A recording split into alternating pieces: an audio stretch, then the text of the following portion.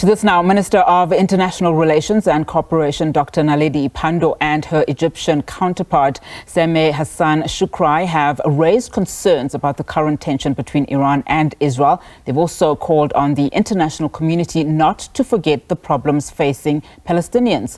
International news editor Sophie Mukwena joins us now. Sophie, good evening to you, and thank you so much for your time.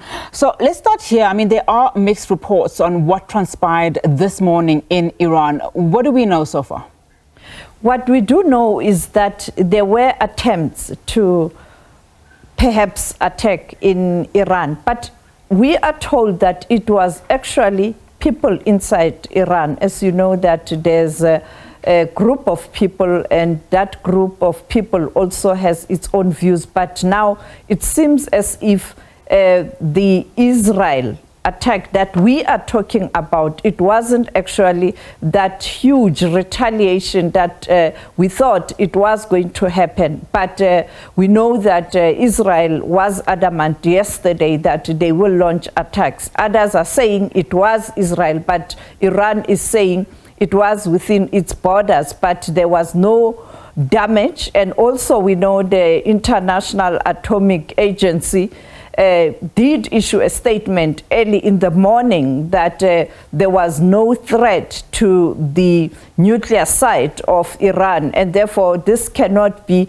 a big action. And therefore we are now waiting to hear today whether Israel will continue with its rhetoric in terms of saying that they will retaliate. But perhaps let's go back to Monday when we spoke to both Iran and Israel to hear what the two countries were saying. The former Prime Minister of Israel is adamant that Israel has to do something to send a message that Israel is a powerful force. Let's take a listen at this clip. No, Israel has to respond because no country suffered such an attack in history. It's probably unheard of that hundreds of missiles, drones and cruise missiles are attacking a country. And if we accept in our disturbed neighborhood, a tough neighborhood, the Middle East, no mercy for the weak, no second opportunity for those who cannot protect themselves. And this kind of attack cannot pass without response. But having said that, we do not have any interest in going into a full-scale war with the whole region and with Iran. But this is what's going to happen. But this is what's going to happen. If you hit back, Iran made it clear that they will even use more powerful force. This is escalation. Yeah, I understand what you say, and that's one of the reasons that I am confident that our cabinet, war cabinet, will consider very seriously when and how to respond. It's like that. Some people think that there is a jungle, and they act like the white animal. They kill that one. So someone, a wise, brave person should come and say, hey bro, it's not a jungle. Let's discipline you. So this was a peacemaking response to this jungle behavior of the Zionists. All right, Sophie, let's get a sense of South Africa's role here now. You know, Minister Naledi Pandor has also commented on this matter of tension between Iran and Israel. What's South Africa's position?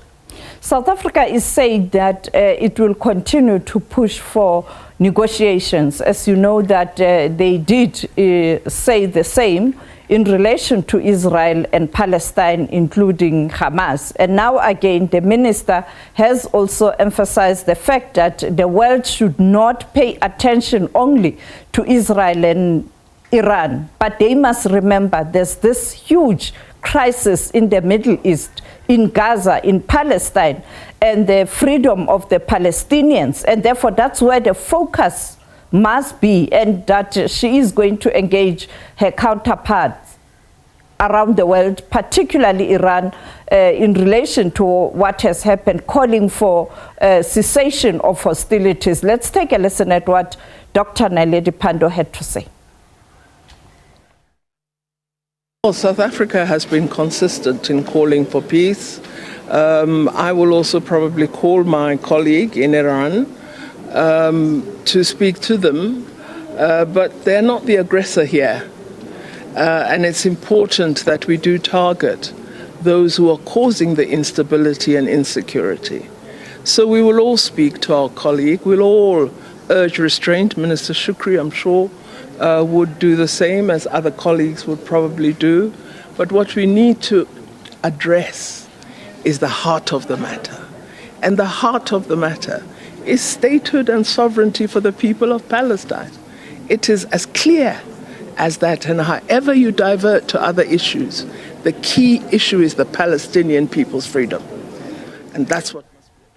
Sophie, as we wrap up this interview, just give us a sense of the Biden administration. I mean, of course, we saw the United States ramping up sanctions against Iran. It is a strong ally of Israel, after all.